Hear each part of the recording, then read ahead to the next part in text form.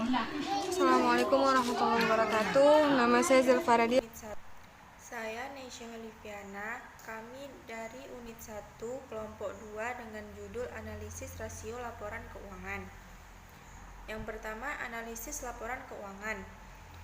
Analisis laporan keuangan adalah suatu proses penelitian laporan keuangan beserta unsur-unsurnya yang bertujuan untuk mengevaluasi dan memprediksi kondisi keuangan perusahaan atau badan usaha dan juga mengevaluasi hasil-hasil yang telah dicapai perusahaan atau badan usaha pada masa lalu dan sekarang. Dalam melakukan analisis terhadap laporan keuangan tersebut, diperlukan beberapa tolak ukur. Analisis yang biasa dipakai adalah rasio atau indeks, yang merupakan perbandingan di antara data-data keuangan. Analisis rasio keuangan merupakan alat utama yang dapat digunakan dalam melakukan analisis terhadap laporan keuangan. Faktor-faktor yang paling utama untuk mendapatkan perhatian analisis adalah tingkat likuiditas. Likuiditas dapat menunjukkan kemampuan suatu perusahaan untuk memenuhi kewajiban keuangannya yang harus segera dipenuhi atau kemampuan perusahaan untuk memenuhi kewajiban keuangannya pada saat ditagih. Selanjutnya ada tingkat profitabilitas. Dapat menunjukkan kemampuan perusahaan untuk menghasilkan laba selama periode tertentu. Selanjutnya, tingkat solvabilitas dapat menunjukkan kemampuan perusahaan untuk memenuhi kewajiban keuangannya apabila perusahaan tersebut dilikuidasikan. Selanjutnya ada tingkat aktivitas. Dapat mengukur sejauh mana efektivitas perusahaan dalam menggunakan sumber dayanya. Selanjutnya ada analisis common size. Analisis common size adalah analisis yang disusun dengan menghitung tiap-tiap rekening dalam laporan laba rugi dan neraca menjadi proporsi dari total penjualan untuk laporan laba rugi atau dari total aktiva untuk neraca. Suatu neraca yang disusun dalam persentase per komponen dapat memberikan informasi. Yang pertama, komposisi investasi atau aktiva.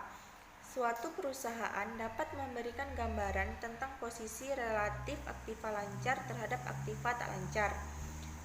Selanjutnya, struktur modal atau komposisi pasifa yang dapat memberikan gambaran mengenai posisi relatif utang perusahaan terhadap modal sendiri. Laporan dengan persentase per komponen menunjukkan persentase dari total aktiva yang telah diinvestasikan dalam masing-masing jenis aktiva. Dengan mempelajari laporan dengan persentase ini dan membandingkan dengan rata-rata industri sebagai keseluruhan dari perusahaan yang sejenis, akan dapat diketahui apakah investasi kita dalam suatu aktiva melebihi batas-batas yang umum berlaku atau justru masih terlalu kecil. Dengan demikian, untuk periode berikutnya, kita dapat mengambil kebijaksanaan yang perlu agar investasi kita dalam suatu aktiva tidak terlalu kecil maupun terlalu besar. Laporan dalam persentase per komponen dalam hubungannya dengan laporan laba rugi menunjukkan jumlah atau persentase dari penjualan neto atau net sales yang diserap tiap-tiap individu biaya dan persentase yang masih tersedia untuk income. Oleh karena itu, common size percentage analysis banyak digunakan oleh perusahaan dalam hubungannya dengan income statement karena adanya hubungan yang erat antara penjualan, harga pokok, dan biaya operasi. Sedang untuk neraca tidak banyak digunakan. Dalam laporan persentase per komponen, semua komponen atau pos dihitung persentasenya dari jumlah totalnya. Tetapi untuk lebih meningkatkan atau menaikkan mutu atau kualitas data, maka masing-masing pos atau komponen tersebut tidak hanya persentase dari jumlah totalnya, tetapi juga dihitung persentase dari masing-masing komponen terhadap subtotalnya. Saya Zilfaradia, saya akan menjelaskan tentang analisis rasio.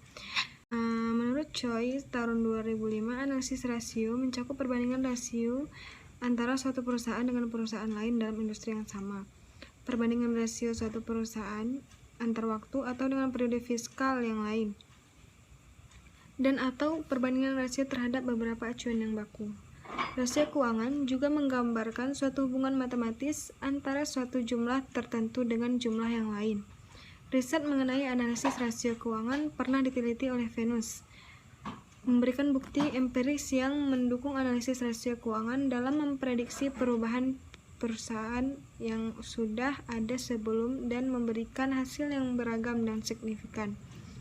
Rasio dapat menjelaskan atau memberi gambaran tentang baik atau buruknya suatu keadaan, terutama jika angka rasio tersebut dibandingkan dengan angka rasio pembanding yang digunakan sebagai standar. Manfaat suatu angka rasio juga tergantung pada kemampuan penganalisisan dalam menginterpretasikan data yang bersangkutan. Berdasarkan analisis rasio keuangan adalah angka yang diperoleh dari hasil perbandingan dari pos laporan keuangan dengan pos lainnya yang mempunyai hubungan yang relevan dan signifikan. Pada rasio likuiditas, penilaian kinerja berfokus terhadap laporan neraca perusahaan, karena konsep operasi kerja tersebut didasarkan atas klarifikasi kekayaan dan kewajiban dalam kategori lancar maupun tidak lancar. Menurut Hanafi dan Abdul Halim, semakin lancar perusahaan dalam mengoperasikan kekayaannya, dengan perbandingan tersebut dapat diketahui apakah perusahaan perbandingan tersebut berpengaruh atau tidak terhadap penilaian kinerja keuangan suatu perusahaan. Pada perhitungan rasio aktivitas juga berfokus pada laporan neraca perusahaan, akan tetapi rasio ini didasarkan atas klarifikasi persediaan dan piutang serta total kekayaan yang dimiliki perusahaan, agar dapat diketahui bagaimana tingkat perputaran kekayaan perusahaan. Menurut Lina Purnawati, rasio aktivitas dapat digunakan dalam memprediksi laba. Jika laba meningkat, maka kinerja keuangan dalam kondisi bagus dan sehat. Berbeda dengan rasio lainnya, pada rasio leverage didasarkan atas klarifikasi kewajiban dan keuntungan yang dihasilkan perusahaan yang terdapat pada laporan laba rugi. Semakin besar leverage perusahaan, semakin potensial transfer kemakmuran dari kreditur kepada pemegang saham. Akan tetapi, leverage yang tinggi menjadikan pihak manajemen perusahaan menjadi lebih sulit dalam membuat prediksi jalannya perusahaan ke depan.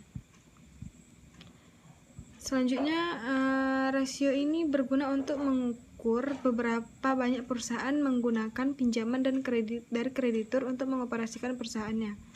Rasio probabilitas yang berfokus pada laporan laba rugi yang mengukur kinerja keuangan perusahaan didasarkan atas klarifikasi keuntungan.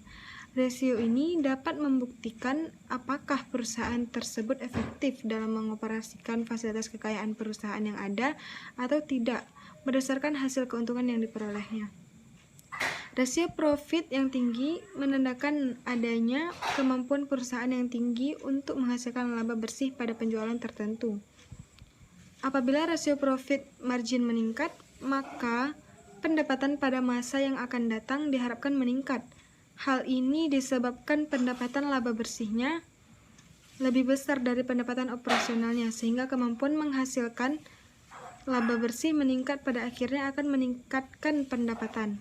Sebuah perusahaan dapat dikatakan sehat atau tidak berdasarkan keuntungan yang dihasilkan oleh perusahaan. Selanjutnya, yang keempat itu ada DuPont System atau analisis DuPont. Analisis DuPont menurut Brigham merupakan rumus yang menunjukkan tingkat pengembalian aktiva yang dapat diperoleh dari perkalian margin laba bersih dengan perputaran total aset. Analisis DuPont adalah return on investment yang dihasilkan melalui perkalian antara keuntungan dari komponen-komponen sales serta efisiensi penggunaan total aset di dalam menghasilkan keuntungan tersebut. Analisis DuPont memperlihatkan bagaimana hutang, perputaran aktivitas, dan profit margin dikombinasikan untuk menentukan RDL.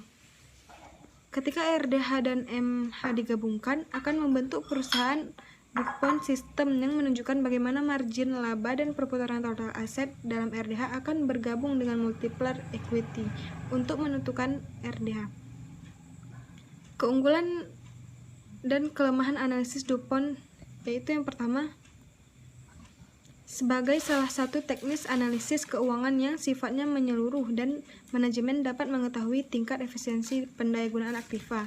Yang kedua, dapat digunakan untuk mengukur probabilitas masing-masing produk yang dihasilkan oleh perusahaan, sehingga diketahui produk mana saja yang potensial. Yang ketiga, dalam menganalisis keuangan menggunakan pendekatan yang lebih integratif dan menggunakan laporan keuangan sebagai elemen analisis. Kelemahannya tersebut yaitu yang pertama, RDH suatu perusahaan sulit dibandingkan dengan RDH perusahaan lain yang sejenis karena adanya perbedaan praktek akuntansi yang digunakan. Yang kedua, dengan menggunakan RDH saja tidak akan dapat digunakan untuk mengadakan perbandingan antara dua permasalahan atau lebih dengan mendapatkan kesimpulan yang memuaskan. Sekian, terima kasih. Jika ada kekurangan, mohon dimaafkan. Assalamualaikum warahmatullahi wabarakatuh.